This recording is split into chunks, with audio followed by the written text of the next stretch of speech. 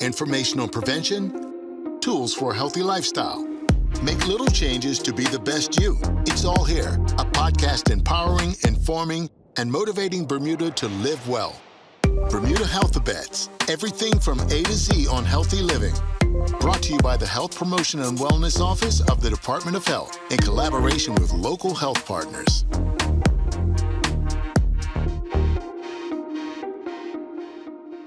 Welcome to an episode of Bermuda Health-Abets, a podcast where we discuss everything from A to Z on healthy living with a mission of empowering, informing, and motivating Bermuda residents to live well. I'm your host today, Yosifia Spence, and I'm the public health educator with the Health Promotion and Wellness Office at the Department of Health. I want to welcome our listeners today, and I want to welcome our guest, Salintae Tuzo-Smith. Welcome, Salintae. Good morning. And so our topic today, listeners, is Let's Talk Sickle Cell, a real-life perspective. And so, Salintae, before we get into our discussion, can you just give our audience a bit of your background, a little bit about you, maybe a fun fact? Good morning. My name is Salintae. I am a counselor, a life coach, and a best-selling author. And I empower my clients who are overwhelmed by their chronic illness and are explorative with their healing process and believe power is sourced from somewhere. I help them to move from survive to thrive and wanting more for their life. A fun fact about me, when I was pregnant with my daughter, I flew to Cairo, Egypt by myself. Oh, wow. So that was quite an adventurous trip. Really? How was that? It was that must amazing. have been interesting. It was amazing. I loved it. I loved every experience of it. Some things that I did not know, like checking your cars for bombs, etc. Really? when you're driving into a mall. So it was eye-opening. Meaning like security would do that? Security will check your car for a bomb, as you go to the mall, to a public place, such so big as that. So that was a life experience. I loved it. Saw the pyramids, rode the camels. It was a great experience. Mm-hmm. Honestly, I think we don't usually think about what it might be like in other places around the world because we get so used to living in like Bermuda or like the western side of the world and understanding that there might be different things that come with different cultures or being in a different country. So that's interesting. And go ahead. Not to cut you off, but that's important to me just as someone with sickle cell. I didn't mention that I have sickle cell SS, but someone with sickle cell who sometimes people try to box in or say that life can't be this or that. Mm-hmm. I try to break those boundaries and go outside the box and say, no, I believe in myself that I can explore farther than the box that you've placed me in. Mm-hmm. And so traveling is something that people try to box in terms of understanding people with sickle cell? Yeah, sometimes traveling long distances isn't advised or you have to take certain precautions, which I do when I travel long distances. But just exploring in itself is just mind-opening, like you said, going to different cultures and seeing that I'm not the only one that struggles with something. People struggle with different things around the world. Mm-hmm. So that's really how I tackle my sickle cell, in knowing that I do have this chronic illness that does hinder me sometimes, but everybody's going through something. Mm-hmm. And it's our job as humans to push past that and to enjoy the life that we're giving anyway. Thank you so much for sharing that. That must have been a great experience, and I'm glad you shared that fun fact with us. So just to get into our discussion, when were you diagnosed with sickle cell disease, and how did you first find out? So I was diagnosed when I was 3 months old. Oh, wow. So my mother found out. So with sickle cell, you have to be born with it. Right. Some people's sickle cell lays dormant for a while. Really? So, for example, I have a cousin who didn't find out he had sickle cell until he was 21, I believe. Oh, wow. But you have to be born with it. So I found out, or my mother found out, because I kept crying as a baby, and they didn't have a reason why. I went to the doctor, I went to the hospital. Then eventually they test me for sickle cell. Nowadays, when children are born, they automatically test for sickle cell. So it's something you know right in the hospital. Okay. But back then, they didn't know. I was born in 86, so that was a while ago. So back then, they didn't test for it. That you can also test for sickle cell while you're pregnant. Oh, okay. Yes, because sometimes people might want to make the choice to terminate their pregnancy because they don't want their child to endure such a crippling illness, and that's understandable. So Oh, that is a wow. test that you can get done while you're pregnant as well. Okay. Wow. Yeah. No, I mean, for what I know about sickle cell, I've always heard sickle cell anemia, right? But in studying a bit more about it and understanding that it can be, a plethora of, that's the most common Correct. sickle cell. So I see it more commonly referred to now as sickle cell. And I'm not going to speak to it too much because that's not my purview. But for our audience, we're talking about sickle cell, which is, I guess, I was about to say the word, but I couldn't, Hemoglobin. hemoglobin, yes. A hemoglobin-related disease, and it is genetic, right? It is genetic, so it's one of the most common hereditary blood disorders. Sickle cell is. Okay. And then there are different types of sickle cell SS, sickle cell SC, sickle cell anemia. And then there's something else called thalassemia. If you hear about it, it's very similar to sickle cell. A lot of times people in the East might have thalassemia, but that's a different variant. And once again, for the audience as well, I'm not a doctor, I'm not a scientist. I have my own experience, and obviously for the last 38 years, I've come to know about sickle cell and lived that in my experience. But yes, I have sickle cell anemia, SS, which is one of the more severe cases. So SS, sicklers, so we call each other sicklers, people with sickle cell, sicklers, they present with more crises typically than someone with sickle cell SC, who might not get as many crises as someone with SS. And we refer to our crises as someone else would refer to their flare-ups or an asthma attack, sickle cell crisis. That's how we refer to it as. So how does having SS affect you personally? So many ways. It's definitely changed the trajectory of my life. When I was younger, I was in the hospital probably as often as I was in primary school. When I was little, I did not have the opportunity that other kids had to make friends, to learn about friendship during that pivotal stage of life because I was too busy in the hospital or fighting my chronic illness. So maintaining relationships is something I've had to learn and really research and do my homework on because it's not something that came naturally to me.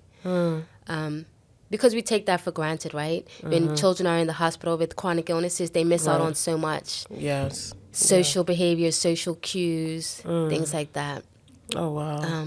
So I didn't really learn about friendships until middle school, grade 6. Okay. And so that had a impact on how I view friendships and how I maintain them. So that's one thing.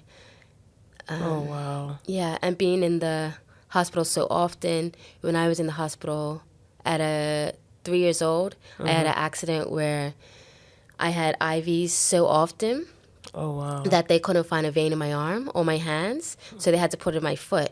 Oh, wow. And which is something that they do. However, on this night, when it was in my foot, the IV should have come out, most likely, but it didn't come out. Sometimes you have to change your IVs, right? They get old, they get puffed up, your veins get puffed up, or even just tired. So you have to take it out and put an IV in a different spot. So I had the IV in my foot, and it wasn't checked or it wasn't changed, and the IV, the fluid, went into my skin instead of my vein and just puffed up my foot so much that it just split open. That must have been difficult. It was very difficult. The hospital suggested that I cut my leg off. Oh, my gosh. But thank you to my mother who advocated for me at that young age. She said absolutely not and flew me overseas or got me flown overseas. And they saved my leg. But that is just a product of having been in the hospital so often. If I wasn't in the hospital so often, my veins would have been able to be found in my arms. But since I had used all that up, this was a result of constantly dealing with the illness. Hospital. Right. Wow. So that, changed the trajectory of my life. And I don't wear heels and things like that. So my foot has never been the same. My leg has never been the same. And I just accept that as part of my path. But when you see me walking, I have a limp, and that's why. People ask me, is your leg hurting? No, that's just what it is. Okay. That's just what it is, and that's what it always will be. Wow. So that's the biggest reason that it's affected my life, I would say. Thank you so much for sharing that experience with us. Wow. So what does a typical day look like for you? So a typical day, not so out of the ordinary. Like most people, I wake up and assess how much sleep I got the night before, because lack of sleep can lead to a crisis. Lack of hydration can lead to a crisis. But my sleep is very dependent on the amount of pain I had the night before. Like if I can sleep through it, if I can't sleep through it, and then that affects my day ahead, right? I always make sure I have pain medication in my bag. I might not take it in the morning. I might not need it, but anything can arise, because sometimes crises come on so suddenly that I have learned to always be prepared. I always carry my water. Usually I always carry a jacket, and I always carry medicine. Okay. So that if something does happen, I can kind of nip it in the bud and just attack it, handle it as soon as I feel any type of pain coming up. I know, because I was like, let me get some water. He's like, no, I got that covered. I already have my water. Always, that's so very you typical. already came prepared, and I can see why you would have to prepare things, for your day. So when you say a crisis, what is it's like a pain crisis, or what is that like? Correct, it's a pain crisis. So in sickle cell, the word sickle comes from the fact that our blood cells have a crescent shape, and they call that a sickle shape. So with those blood cells, because they're crescent shaped, like a crescent moon, sometimes they get stuck together as they're flowing through your body. Right. So when those blood cells get stuck together, they can get stuck in your joints, but have the inability to flow smoothly, and that can cause pain in your joints, your hands. Your hands can swell up. That is a typical sign in young children when your hands are swelling up or your feet are swelling up. That's a sign that they may have sickle cell. So a crisis happens when your blood flow isn't flowing how it should. A lot of times, you mentioned the word hemoglobin earlier. Hemoglobin is your blood count, I believe. Once again, not a scientist. But when your hemoglobin levels are low, that means your blood supply within your body is low. Your blood production is low. Or your liver has been breaking down your blood so much that you don't have the blood supply that you should have. So a typical person's hemoglobin is about 12, 13, whereas like a sickler might be 7, 8, which is a big difference. And if you see us in the hospital, our hemoglobin is probably fell to about a 6. Oh, wow. And if it falls too much, then typically we might need a blood transfusion to bring it back up. And just to highlight, obviously we know our blood is important, but sometimes people don't understand that your blood carries oxygen through your body. Yes. So a lot of times if your blood is not flowing, oxygen isn't getting through your body.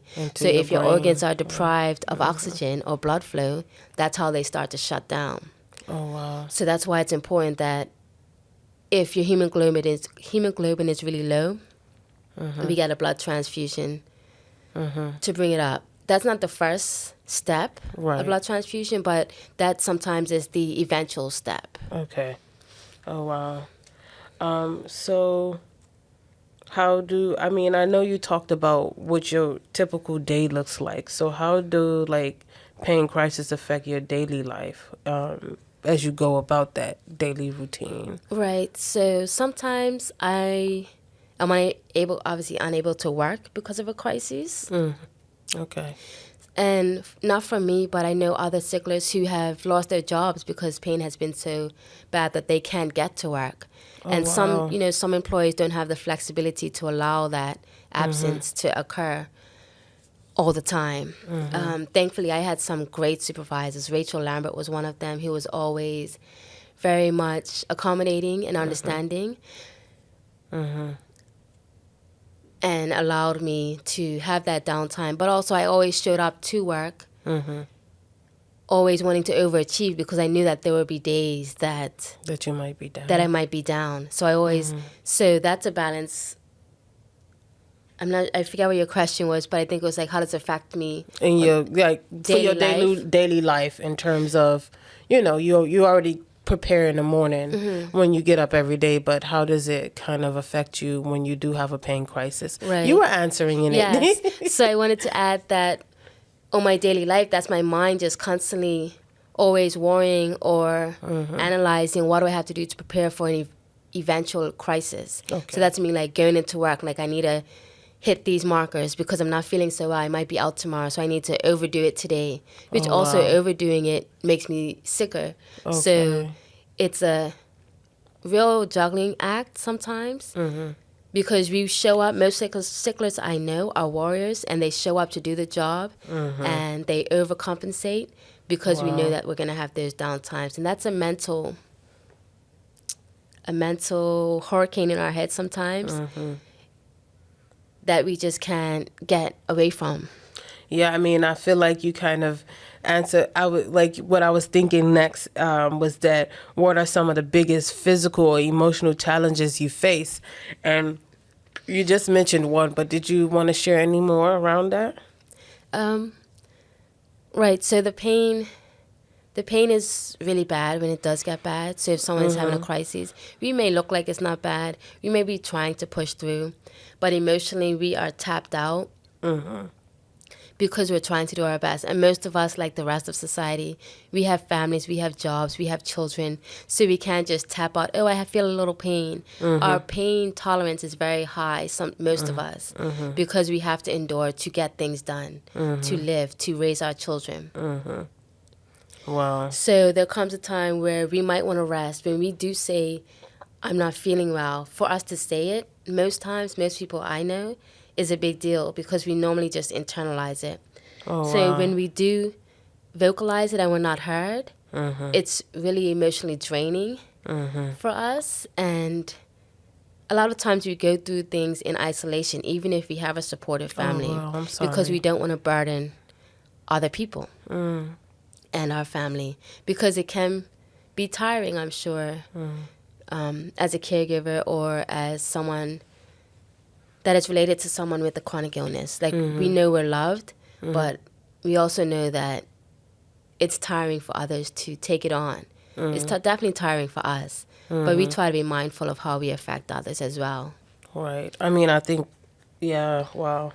I mean, I can imagine the challenge, period. I mean, you talked about earlier with your relationships as a young child with being in the hospital all the time. But what about now? Like, how did it impact your education as an adult? You talked a little bit about how it impacted your career, but what about your relationships now as well? Because you indicated you have a daughter, yes. Right? So how does it impact your relationships now? So now as an adult, full-blown adult, I have a very low tolerance for people that stress me out. To be honest, I can give grace, but it only extends so far because I'm dealing with the chronic illness and I don't have the mental capacity to take on a lot of things. I can be really quick to cut people off, and that's not a positive thing, but it's also not a negative thing, because everyone has to do what they need to ensure their mental and physical health, right? So I'm not a person that has many friends. I love people and I give love to people, but I don't have many friends because I don't have the capacity to give out love all the time, to care for that friendship as I would want to care for a friendship, you know? Meaning like putting in the time and the resources that you would, need to in terms of a relationship. Exactly. Like I value friendships, I value relationships, and they do require time and energy, and a lot of times I don't have that. So if you are in my inner circle, if I welcome you into my inner circle, you understand that. Yeah, like just I really value that, and I try to give my best, but if it's not reciprocated, then I just don't have a lot of tolerance for that. Because I can be doing something else with my time. I can be taking care of myself, you know. I can be on top of my pain medications, my sleep, whatever that may be. My education, because I had sickle cell, and because when we were younger, they told us we wouldn't live past 30, etc. Oh, wow. Yeah, that was the diagnosis back then. I don't know what it is now. People are obviously living longer because of medication and doctors and research. So thankful for that. I never had dreams like what I wanted my life to look like in the future. I never thought about going to college. I never thought about having a children or a family. So when I was in high school, I came home one day and said, Mom, I want to go to college. She never envisioned that I would ever want to go to college. Oh, wow. So she wasn't prepared, but she got prepared because she's that mom. She's amazing. She must be proud, yeah. She's very proud and she's very supportive. But I'm thankful for her because once I started getting dreams, like wanting to go to college, she always supported it. But it wasn't, that's not what we thought my life would be. So I've kind of broken barriers to get where I am today. That's amazing. I mean, thank you so much for that.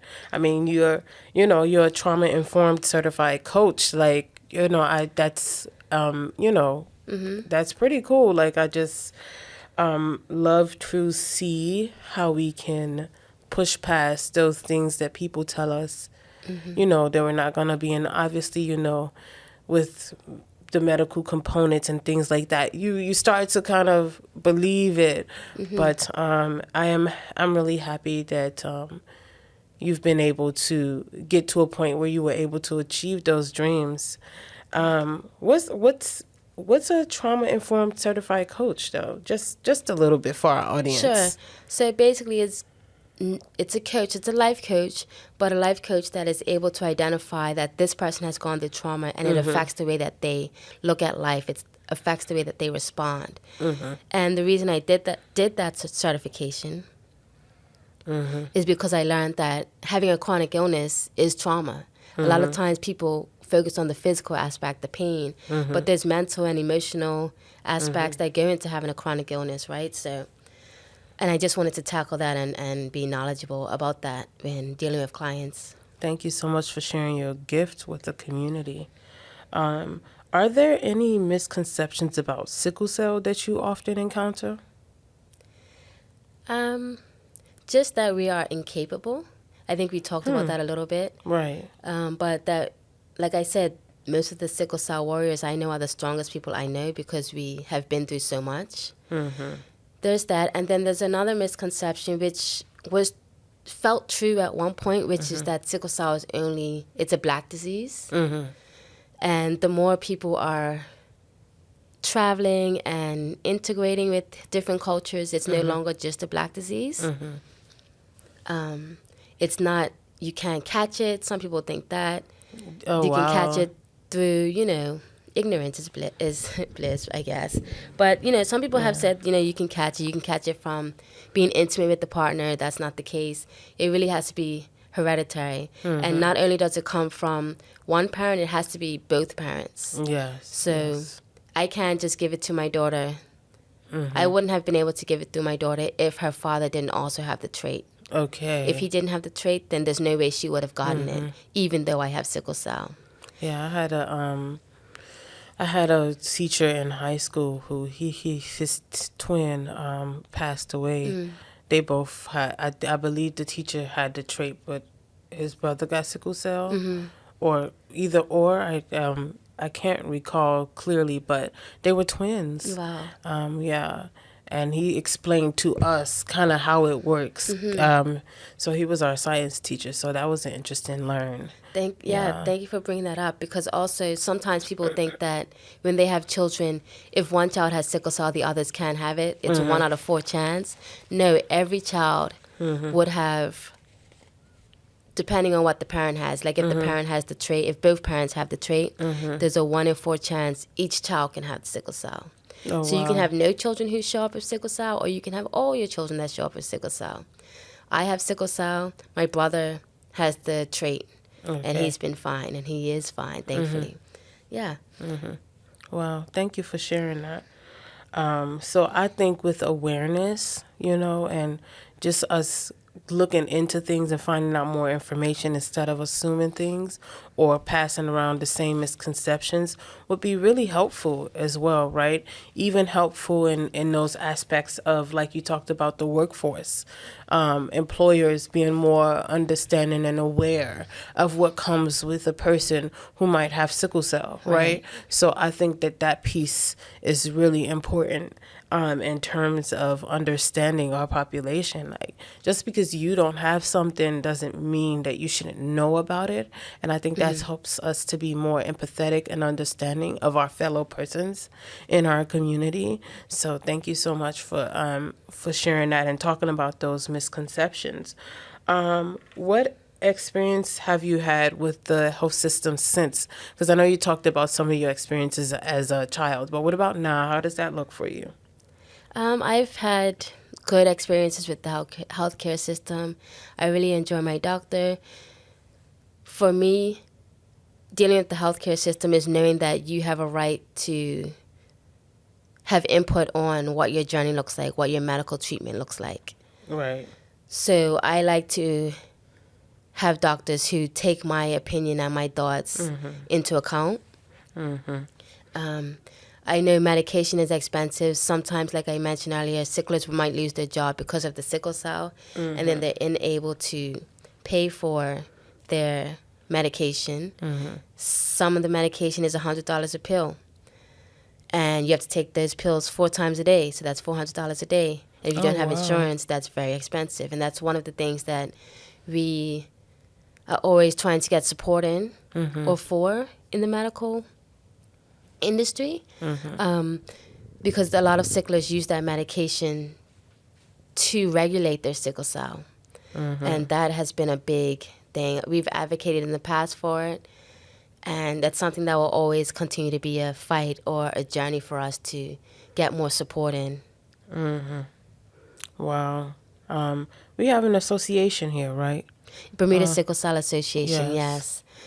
So I'm hoping, I would imagine that they do a lot of work within the community and to help persons who live with sickle cell. 100%. I am so thankful for that community and the people in the community, because it's, like I said, they're the ones that have advocated for the medication and support in the past.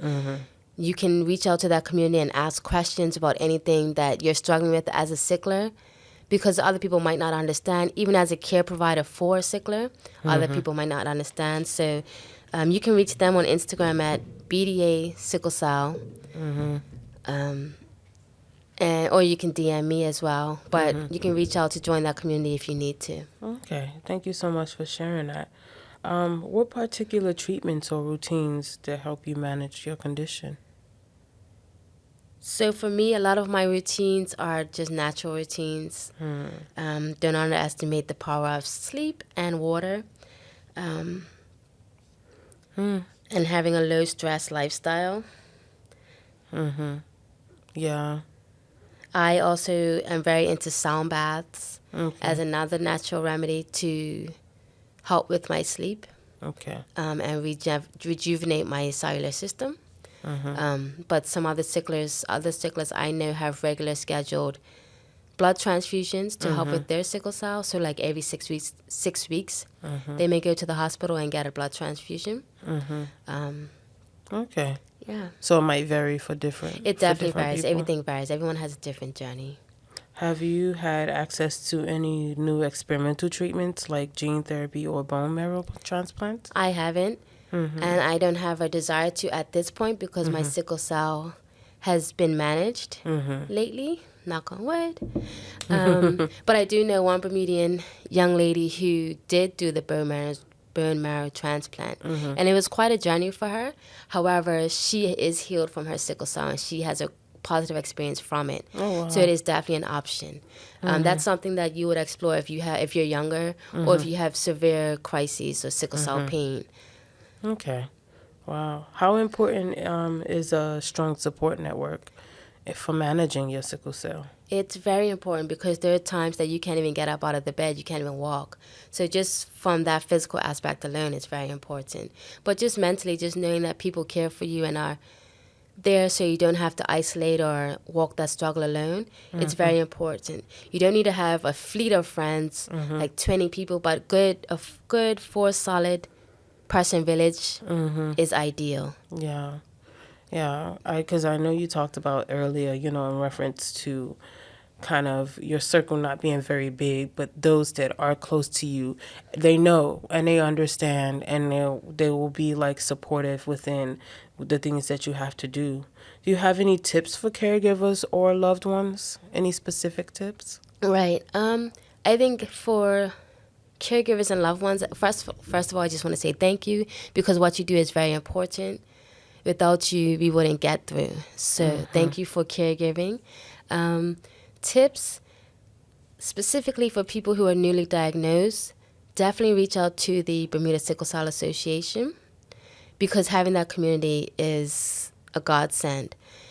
The other tip would be just to let your person with sickle cell, at some point they have to navigate this journey on their own so that they can learn what works for them and what doesn't work. And you can always be there in the background letting them know, I'm here for you if you need me. But sometimes it can be mentally frustrating, and we can get angry just at our life, like just sad and frustrated that me again, why is this happening? So don't take it personal. Just give them some space and just let them know, I'm here if you need me. We understand that you want to help, but sometimes we just need space to mentally figure it out and to mentally decompress and to grieve a normal life as well. Thank you so much for that. So you talked a little bit earlier around how your mental health has been affected by it. But for our listeners, can you just give us in a nutshell what it looks like in terms of your mental health and how you manage that with dealing with or living with sickle cell? Right. So because of my sickle cell, I've become really resilient. And everything that I have learned, I've put into a book, and it's called Power in Your Journey. It's available at Brown & Co. for anyone that is interested, and it's 7 philosophies to bounce back stronger every time. So for me, it's just learning that you have to keep hope alive. You have to recognize optimism as a lifestyle. It's not just being happy all the time. It's knowing things get better. So just strive towards that. It's knowing that self-care is important, and it's knowing that you have to source your power. If not God, then who? For me, it's God, and my relationship with God has really carried me through. But if you don't have a relationship with God, then what is carrying you through? And figure that out before you need it. Thank you for sharing that. You said optimism as a lifestyle. I feel like I can see that as a perspective. It's not that like you're jolly and happy all the time, but it's changing your mindset or how you think or view things when they are happening. Correct. So thank you for sharing that. I like that. Thank you. So when it comes to, we talked about the Sickle Cell Association, but are you involved in any advocacy or awareness efforts? Nothing specifically at this time. I have been a part of the board for sickle cell in the past, for the Bermuda Sickle Cell Association in the past. I volunteered when I was in university for the sickle cell associations. But right now, my biggest way to advocate is by sharing my story and to building my platform to help those with sickle cell, and that also with chronic illnesses. And that's my biggest passion lately. My thing that I'm most proud of is the book that I just mentioned, Power in Your Journey. Everything that helped me, I put into that book, like I said, to help other people so that they don't have to suffer alone. Thank you so much for even sharing your journey, right? Because you're letting people in, and you, again, like you said, for others to hear your journey so that they know that they're not alone. So right. I do want to thank you for that. What are your hopes for the future? And for yourself and for the sickle cell community? So my hope for my future is just to live a long, vibrant life. And for the sickle cell community, it's just to continue being the family that we are, and to get the support to hopefully minimize the price of this medication that some people take. And then we did have a great relationship with the hospital at one point where they understood if a sickler comes to the hospital, it's very important that they get seen right away because of the blood gathering. and the lack of blood and oxygen getting through the organs. Sometimes organs can shut down while we're sitting in the waiting room of the hospital. Gosh. So it's really important that if a sickler comes in, they are attended to as soon as possible. Do they do like ID bracelets or anything like that for sicklers? No, they don't. Well, I haven't seen any. I said I wanted to get one for myself when when I'm in a different country. But yes. Okay. I mean, that could be something that the community aspires for as well. That's a good idea. Just, ensuring that you get that emergent care when you do need to have it. Thank you so much for sharing that. If you had to leave one message with our audience or with a newly diagnosed person, with sickle cell, again, like you said, a lot of times it's diagnosed at birth now, but there can be late onset. What would that message be? That message would be that despite your illness, despite your struggles, that you're worthy of great things. You're worthy of great things even more so because you've gone through so much. And that it is possible to break out of the barriers that people have set for you or that your illness has put you in, because sometimes our illness puts us in these boxes and it's hard for us to see anything different for our life. But if you just close your eyes for a moment and take a deep breath and know that you're strong enough, you're alive, you have the strength in you, you can change the trajectory of your life to something that you enjoy and not just have to endure. Thank you so much. I want to thank our audience for coming to listen today. And I want to thank you, Salintae, for coming and sharing your story for something that's deeply personal in your everyday life. So I'm really grateful for you sharing that. If our listeners want to find more episodes of Bermuda Health-Abets, they can go to Department of Health's Facebook page or YouTube channel at Department of Health Bermuda. Please like and subscribe. Share the podcast with your friends and your family so that people can get access to the information we're sharing with these podcasts, but as well hear personal stories like yours, Salintae, that you've so generously opened up and invited me and our audience into your space to hear your story. So I want to thank you so much. Do you have any space or anywhere where people can follow your journey around about your sickle cell, or is it more like your book? They can find my book at Brown & Co. right now, and then they can follow me on Instagram at Salintae, Salintae, and Bermuda Sickle Cell is at BDA Sickle Cell. And yeah, thank you for having me and inviting me up here to talk with you. I really appreciate you allowing us, and I say us as sicklers, to get the story out there.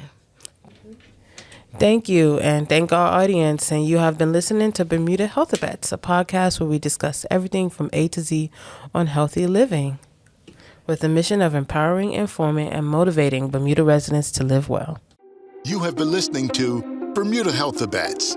Please note, anything you heard on this podcast is not a substitute for visiting your healthcare provider.